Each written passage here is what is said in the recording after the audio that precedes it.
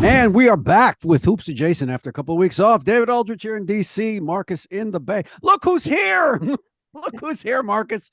Look at this. We've actually raised our level a little bit going into the season. I'm feeling fancy. Like I You know just what I'm walked into a saying? Tiffany's or something. Like, yeah, let's go. I'm eating lunch at Tiffany's. Wow. Jeanie Buss is here. Thank you for joining us. This is fantastic. Thank you. Thank you for having me and inviting me on the show. Okay. Do you prefer owner or governor? I don't really care. I think governor, I'm co-owner. Yeah. And so I think governor, because there's only one governor per team. So governor Okay. describe it better. You go to the meetings. You make the important Yes. decisions. Yeah, I mean, I'm held accountable for all Right. decisions. That's No question. that's the hot seat that the governor sits in. Oh, look, is it? I don't want to put you on the spot, and I won't put you on the spot. I just feel like the board of governors meetings have to be different since David left, because I just always heard these stories about David screaming at people for 2 hours. David had a way of keeping order. Let's just say it like that. You did not cross the line, and if you did, you paid dearly for it. And what's your mode in the room? Like, what's your role? How do you handle it? It's just, I mean, I've been doing it so long. Yeah. I became an alternate governor in 95. So what it's like, over 20 years, 25 years that I've been in the room, and it's just changed so much. When my dad bought the team, he made his money in real estate. Right. Larry Miller, who owned the Utah Jazz, was a, successful car dealership owner. And, it's like now it's all, investment funds and private equity. And, they just have a different way of approaching the league than, say in my dad's time. And my dad's time was, there was, concern like the league wasn't going to survive, teams would be close to bankruptcy because they'd be losing so much money operating the team. You didn't know if somebody was going to just disappear in the night and the franchise would be gone. And now these teams are worth so much. And, it's just a different way of approaching how we operate the business. I wouldn't say any way is better or worse, but it's certainly different, right? I mean, when I first started covering the league, they were the Washington Bullets then, and Abe Pollin owned the team, and Abe was a local businessman who made some money. You know what I mean? Like, Right. he wasn't a hedge fund guy, wasn't a Fortune 500 guy. He was just a reasonably rich guy who bought into the team. And there were Bill Davidson. There were so many people around the league that were like that, right? And it just feels so different now, being around the league, because there's a civic connection between the Lakers and Los Angeles that's been there forever since they moved out there. You have so many, you came up in the era that I came up in with regard to the league. And I just wonder what you think about the type of bond that cities have now, maybe when owners who really aren't from those cities are own a lot of these teams. And I'm not making a judgment about it. It's just reality. They're not from there, Right. It's just different. I mean, we have, owners that are, don't even live in this country, that they, Right. they're long distance owners. And the franchises are it's so rare to be able to buy one that you may end up buying a team in a market that you're not associated with. And, it's a testament to what the value that has been built over the last few decades and what teams mean to their fans and keeping teams in their cities. And there is a civic connection between, especially teams that have been in their market for decade after decade, that generation after generation passes on the love of that team. And, I can't tell you how, many letters I get from a grandparent who says, watching Laker games with their grandchild is the only thing that they can connect on. Yeah. And, that's like a rich history. And, that's why a popular team like the Lakers, the popularity grows with each generation as it's passed on. Y'all are slowly breaking my heart as an Oakland native who've watched one team leave, another team on the way out. It's like you should pull out a violin. No, I'm curious. I can only imagine the crazy offers you've gotten. Like, can you imagine, DA, like the amount, like the Saudi people who are like, I'll give you 30 billion. Yeah, whatever. I've always been curious about how do you weigh like value, because clearly you aren't saying, yo, give me the highest price available, but there is the value you're talking about with community. Like, nobody seems to take that as serious as you and your family. Like how are you determining the value of the Lakers? And I don't even know how you could ever put a price on what you're talking about. Well, my dad, I remember the first time he was offered $1 billion for the Lakers, and that was maybe 2003 or 2004, right after the three-peat that we had. And, he just was so shocked by that. He couldn't even imagine the team being worth that much. And, but he said, Jeanie, the problem with that is, that's so much money. I would get the money, and then people would say, well, what are you going to do with all that money? The first thing I'd want to do is buy the Lakers. So why would I ever sell the team? That's a bar. Right. That's a bar. Yeah. Right. I won the lottery. What are you talking about? Right. I would buy it back for 1.5. Right. Okay. So Jeanie, I have to ask you about this because I can't believe what a good sport you are about winning time. I just am stunned by what a good sport you are about this. Like, you're actually saying I'm enjoying this. Like, well, I enjoyed, there's parts of it. Obviously, there were things that were glaringly wrong. Like, for example, my grandmother had passed away before my dad ever bought the team, but they kind of kept her around. And, so those were just egregious, like, inaccuracies.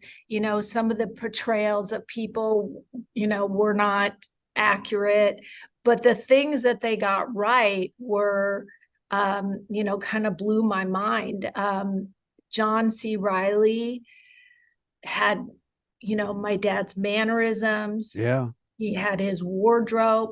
He had his comb over. It has to be kind of weird, right? Watching it a bit bizarre, but in some ways it was, it brought back so many great memories, and I cherish that. And but finding out that the show is being canceled or not being brought back, it's like losing those memories all over again. And, so it's bittersweet. I think that, what I appreciate is what they really highlighted the relationship between Jeanie Buss and Magic Johnson. And we had never seen anything like that in sports prior to that, where you had, somebody, of my dad's, stature and experience, and, bonding with a 20-year-old, athlete. There was just something about them that clicked. And, my dad appreciated how the joy that Magic played the game with. And my dad, was a brilliant businessman, a really great marketer. And he knew that if watching Magic played inspired him, it would inspire people to fill the Forum. because at that time, the Lakers had Kareem Abdul-Jabbar, but they were drawing, 7 or 8,000 people. Right. He just knew that Magic kind of transcended the sport, and and he was right. And the two of them had a really special relationship, kind of finding each other as soulmates for the game of basketball and how they wanted it played. And I think that for a new generation of Laker fans that don't know anything about Dr. Buss, it was a really good introduction to how much he hustled to buy the team and what he wanted to build, and that he built it, being inspired by Magic Johnson. I took a opposite approach. I figured Jeanie would be one of the people who's like, man, I get it, right? Like, I get it. I wonder. I understand. I get it. Too, like I could roll. I could get down. I'm curious of what you think of your character, and if you could pull her aside a bit, and off the set, would you be like, hey, let's work some of this in here, or how would you coach her up? Well, I mean, they give me a little bit too much credit. I really wasn't working for the Lakers per se. But, I didn't invent the Laker girls. I didn't discover Paula Abdul, there was a lot You of gotta things. let that ride, Jeanie. Come on, just let that ride. Just let it go. Just let it, don't refute it. Just let it exist. So I think that it's just surreal to see, somebody play you on television with your name. And they'd done research as to the nicknames that my dad called me. And so my dad's character would call my character by my nickname. And like to hear someone say Jeanie Pie, like I haven't heard anyone say that since my dad was alive. That's what he called me, Jeanie Pie. And, to hear it on television it's just strange. I having been a part of the Jordan thing, I try to explain this to people because I think you're really saying it. It's not that it's verbatim everything that Michael Jordan says happened. No, but it was great to show people it was kind of like that. Right? It was sort of like that back then, and that's what I think is great about Winning Time, is that it really was sort of like that. Like the Lakers were so big in the 80s, like I don't think people understand, even with everything that's happened. No, they don't. There's no way they understand. Like they don't understand how big the Lakers were. Like Jeanie, I was a kid in Washington going, wow, would I love to go to the Forum Club. Jeanie, my aunt used to run around the house screaming. We're in East Oakland. She'd run out top of her lungs. Her name was Gail. Laker used to drive us nuts. She'd just be screaming. Man, like it was unbelievable. I didn't even understand. I'm like 7. I'm like, why is this woman yelling like this? And she was like a diehard Laker fan in Oakland in like 84. Like, I don't think people understand how big the Lakers were. Well, was it because of Magic, or was it because of Byron? No, it was Magic. She loved it was Magic, all Magic. Yeah. All due respect to Byron, he was a great player, but no, it was Magic. Come on, everybody loved Magic. Like, how could you not love Magic? Like, he was central casting. He's out of central casting. Yeah, and I thought the casting of his character, I mean, the kid had Magic smile, his little twinkle in his eye. Like that's hard to cast. I mean, I can't imagine if the show had continued. How do you cast Shaquille O'Neal? Like it's right. And to find a Kareem, Solomon Hughes, who plays Kareem, is not Solomon Hughes. Anyway, I'm blanking on his name, the actor's name. Right. No, Solomon Hughes. You got it right. Solomon Hughes. Yeah. Okay. You had me thinking Solomon Hill. I'm like, that's I crossed wires there for a second. I'm like, no, that's the guy that when LeBron got hurt, it was right. Yeah, exactly. That's right. That's right. So, that's him. so, I mean, to have those two parts filled, and the Larry Bird character, I thought that was great. And Yeah. it made me appreciate Larry Bird so much, like, I mean, we hated him so much in LA, like it's just hard to even think about. And just, see his backstory, and Yeah. how he what happened with him in the game. What a special athlete he was, and trash talker. So I mean, it was fun. And I think even the watching Pat Riley, the evolution of the Pat Riley persona, that, I mean, people forget he was like Chick Hearn's like radio partner, like that Sure. he ever did that. And Right. he just happened to kind of be at the right place at the right time, and, got into coaching. Like, what if that had not happened? Would he have avoided coaching altogether? I mean, Yeah. Right. just, he was meant to coach the Lakers. It's great. So John C. Riley actually thought you were going to throw him out of the, the Yeah, arena I when mean, you met him. the look on his face when I introduced myself to him at halftime of a Laker game at the then, Staples Center. And the look on his face when he saw me, he was kind of like, oh God, preparing himself. And I just wanted to, tell him that my dad was a big fan of his, and that I just thought he should know that, since he was playing him in the show. And, I think he appreciated that. And I think he did a really terrific job. And I know my dad would be, he would have been flattered by. It is amazing how good he is in Yeah. that. I mean, just everything. I wasn't there all the time, but I knew enough about it to know, wow, he's really worked on this. Like, you can tell, like, he is not mailing this in, and the whole show. Not the last episode, but the second to last episode, when it revolves around them trading Norm Nixon, right? And so when they showed Norm Nixon dancing with Debbie Allen, and I went, oh my God, that woman looks just like Debbie Allen. How did they do that? How did they find her? Man, I thought, man, insane Debbie how Allen much she was looks that like hot? Debbie Allen. Oh, she was. Oh my I remember my God. daddy and him talking about Debbie Allen. I remember I was like, oh, that's Debbie Allen. Okay. That's Debbie Yeah. Allen.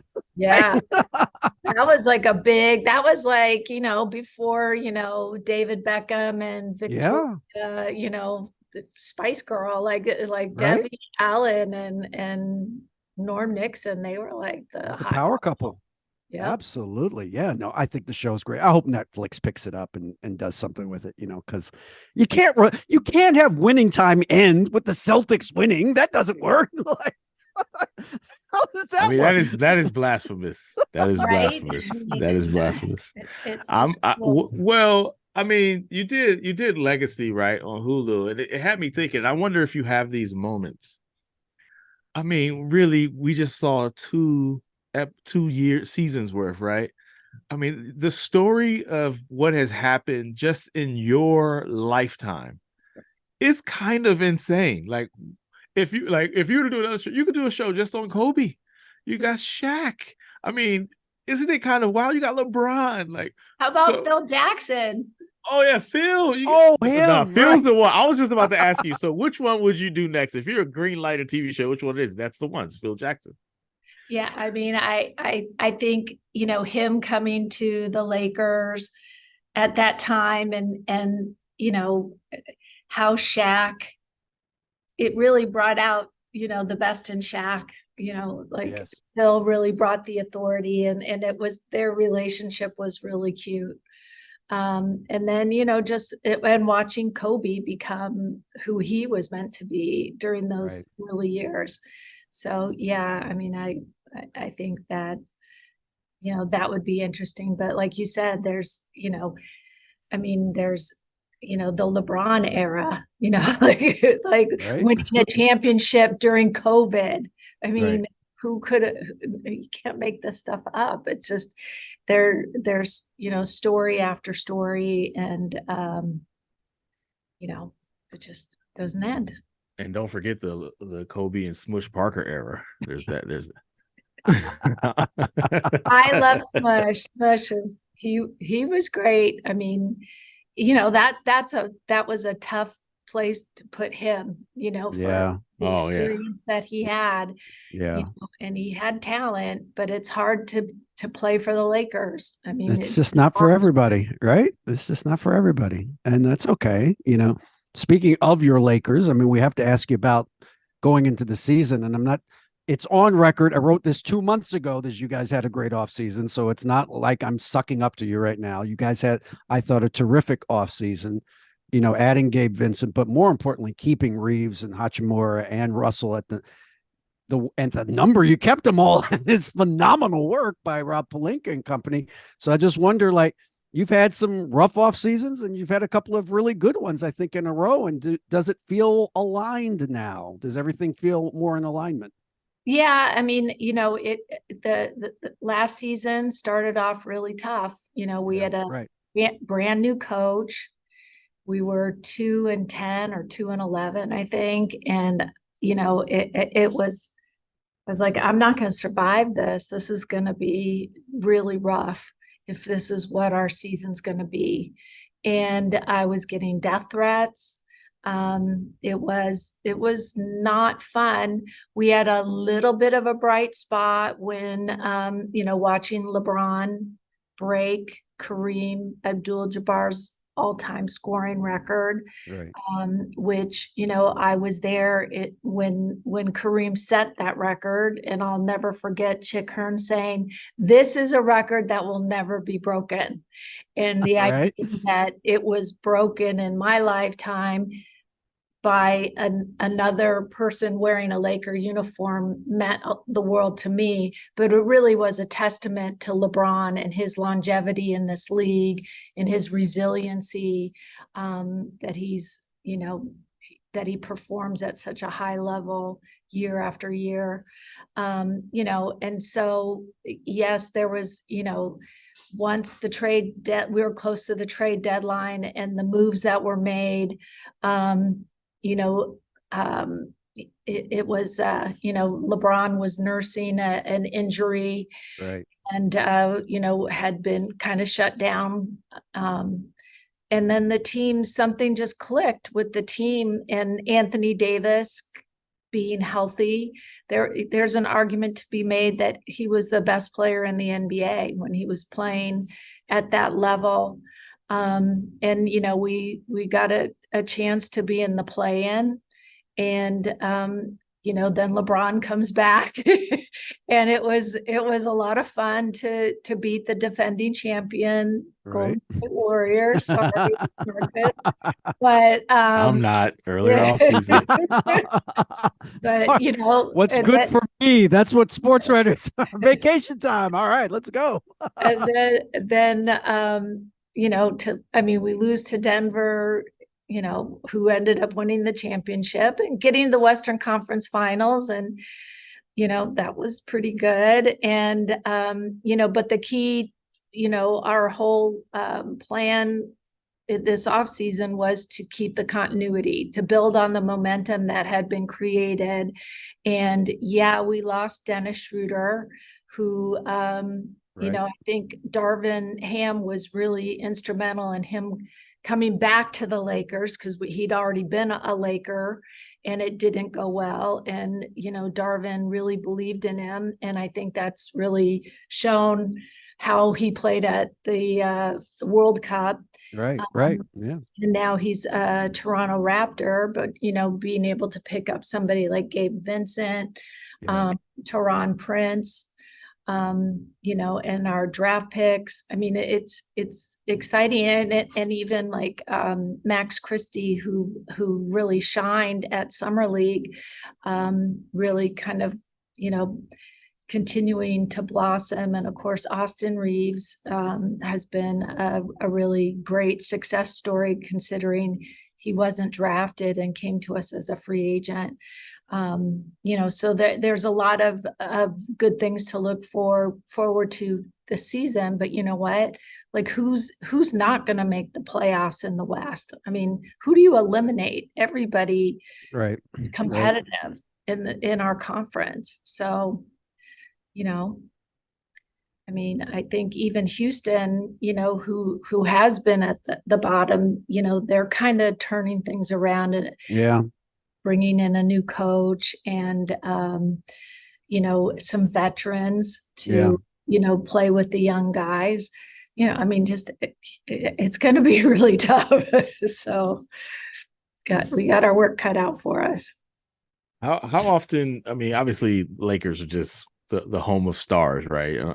You always have a star. How often do you plan that out? Do you worry about who's going to be our next star, or because it's such a destination place, you'll always have one? Like, how in the moment is it, or do you kind of plot like, is Austin Reeves our next guy? Like, or where do we go next? Oh, like, you're talking about players, or are you talking about like fans? star players. Well, maybe I'll ask you about fans after you talk about players. So. Yeah, I mean, I think in the the NBA, the guys are, the players are compensated. It's a very healthy collective bargaining agreement where we basically split 50-50 with the players. So there's a lot of money that they can make. But to me, the most valuable thing in the NBA is playing time.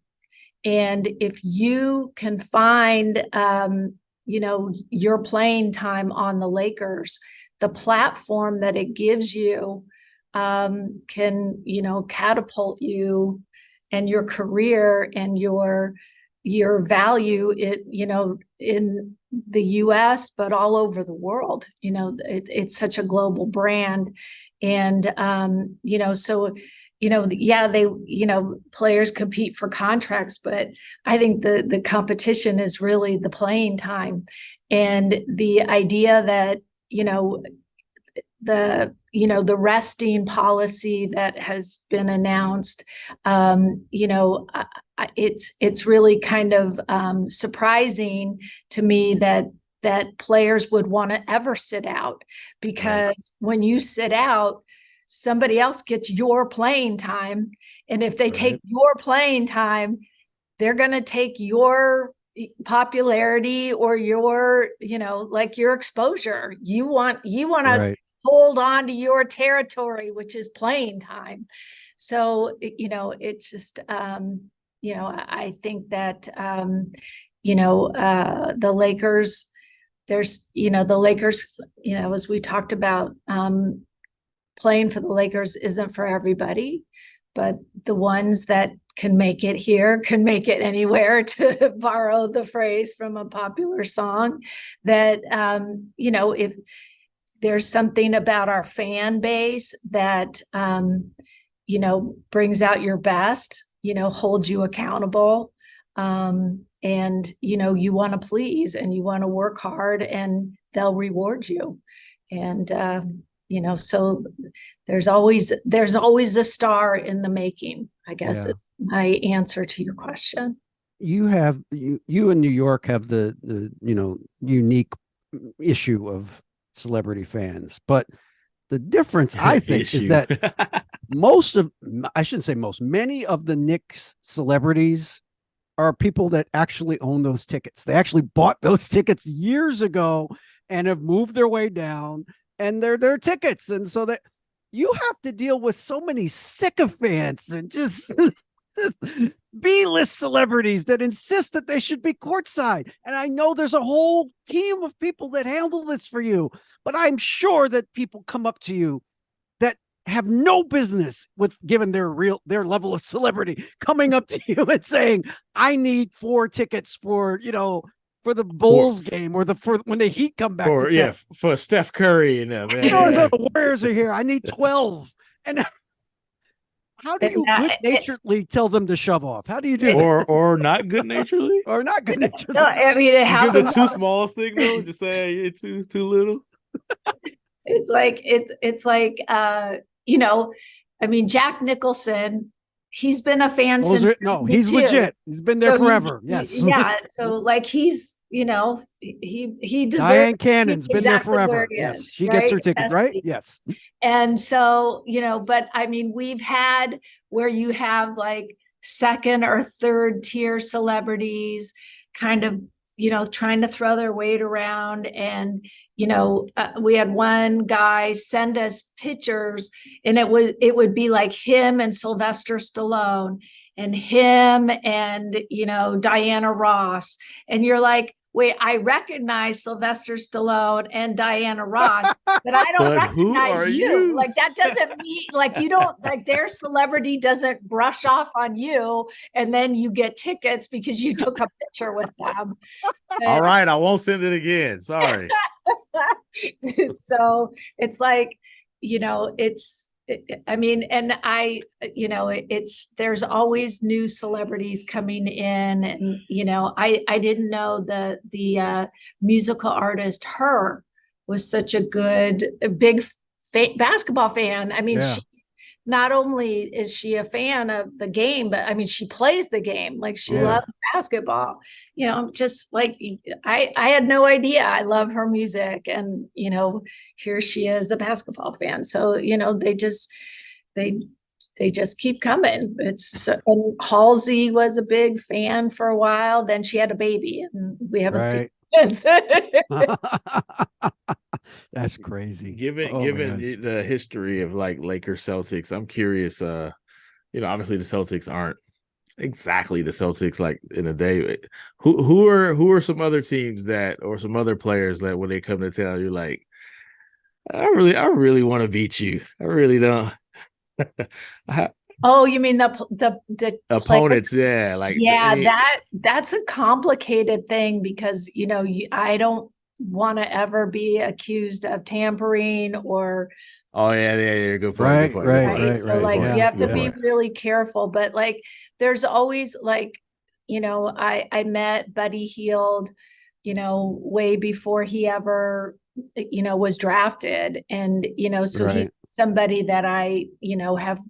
When I see him at a game, I, say hello to him, and like the league understands that, like existing relationships, or, my little brother, Jesse, my younger brother, not little, like my younger brother, Jesse, got married a few weeks ago, and Julius Randle was at the wedding. And so it was great to see Julius Randle there. And there's just some players, that are going to be part of your life, and your story and the Lakers story. And, we always stay close to those people. Yeah. I just want her to say, I want to beat Jokic. I just want to beat Jokic. That's it. Well, they'll get their chance. Look, I don't want to keep you, Jeanie. I know you got a million things to do, but I do want to ask you, you've got the Riley thing down pat, which is winning in misery. That's got that down. That is a thing out there with you guys. And it's a hard way to live your life. It's very difficult to not enjoy when you do win it all, to have more of a sense of relief than, rapture or ecstasy. And I get it. It's harder. It hurts more to lose than it's exciting to win. I get that on the professional level, but isn't that a hard way to kind of go through your professional life? Yeah. I mean, I kind of learned, my dad was very much like Riley, where it was, if the Lakers lost, it was a tough off season. Yeah. You couldn't wait till the next season to like have another chance at it. Then in, my 15-year relationship with Phil Jackson, he showed me, like about balance, and that, like you can't let that affect your life. Like, I mean, you wouldn't find a more competitive person than Phil Jackson, but you had to always put things in the right perspective so that it wouldn't tax you so much that, when you I mean, well, who am I kidding? He was miserable after we lost to the Celtics in 2008. Right. That was a tough off season, and Kobe got to go right to the Olympics, and Yeah. Yeah. out his frustrations on Spain and beat them for the gold medal. Right. And people know that story that Kobe knew he needed Powell to really, to get him in the right frame of mind Yeah. in order to get back to the finals, and he hung his gold medal in Powell's locker to start the season, and that season Right. ended up, beating Orlando for the championship, and then of course in the rematch with Boston in 2010, and having that vindication. Well, I hope it's you in Boston again, because there's nothing better than that. There just isn't. There's nothing better in sports than Lakers Celtics. It's the I don't know. Montague. LeBron v. Steph is pretty good. It's LeBron v. Steph is pretty good. Yeah, well, that was pretty. No, don't get me wrong. That was terrific. But Lakers Celtics is just a different deal. Well, you can't, like right now, it's like LeBron and Steph. You can't have them in the finals. We're Right. both Yeah, that's the problem. Yeah, that's the problem. But like if you think about it, Celtics, Lakers, we're both at 17. Yeah. And whoever, if we do play them, whoever wins would be number 18. So, that was, when my dad bought the team in 1979, that was his goal, was to make the Lakers, be able to, hold, their place against the Celtics. And, that's, and hold on. So you were rooting for the Warriors in the 2022 finals? You know what? I just enjoyed I enjoyed that finals. How's that? Like, you're kind of rooting. It's okay. There was no pressure on me. Right. I just enjoy the twists and turns that series took. Right. Okay. I was wondering if you wanted them to not get 18, Very much. That's what we call between a rock and a hard place. Well, I could talk to you forever about being an incredible role model icon. You've what you've done in your space is, we just haven't seen too many people. Second to none. You know what I mean? Like, I'm serious. This is not blowing smoke. Like, you have created something amazing, and continue to recreate it and build on it and make it better and bring it modern and all those things that are very difficult to do in a very competitive league. And you should be very proud of the work that you've done over the decades with your father's franchise and with your franchise. Now this is your franchise. So, and I would like to add that throughout my 04 is when I started. What is that? Almost 20-year career. I always appreciate how much you respect what we do. Yes. How available you are, right? And ridiculously so. Like I've always appreciated that. Like, you're somebody who's important, who doesn't think we're maggots. Right. Like, it matters a lot. I appreciate it. I do. I respect what you guys do, and we wouldn't be where we are if it wasn't for the coverage and the conversation and the debate. It invigorates the fans. So I appreciate it. Maybe I don't agree with it all the time, but neither do we, actually. Neither do we. I promise you that. We could have a long discussion about that. Oh, man. What? Yes. But Jeanie, thank you. Good luck to you this season. We'll be out there. We'll be covering and running into you, I'm sure, as you make your rounds. That'd be great. Your feet have to hurt at the end of a game, because you are of the people. You are not hiding in a box somewhere. You are out there. I love Laker fans. I really do. So definitely let's connect, and I'd love to say hi, and I'll take you into the patio, which is our new special area. Marcus, we got an invite to the patio. Yeah, we got to go to the patio. Let's go. I'm patio life. All right, y'all leave that 5-star review on Apple, on Spotify, Google Play, wherever you get this fine American podcast. Marcus, if they can't leave 5 stars, what should they do? Keep it to yourself, you haters. Haters. We'll make you be Boston Celtics fans. Exactly. Or we'll put you at the top of the. I can't call it. I can't. What is it now? I'm sorry. What's your building The called patio? now? Oh, yeah. No, Crypto.com, baby. there you go. Crypto.com. I'm sorry. It's always going to be Kind of a Staples. nice It's name. I'm not Crypto.com. hating. I will put you at the I top of like- Crypto.com.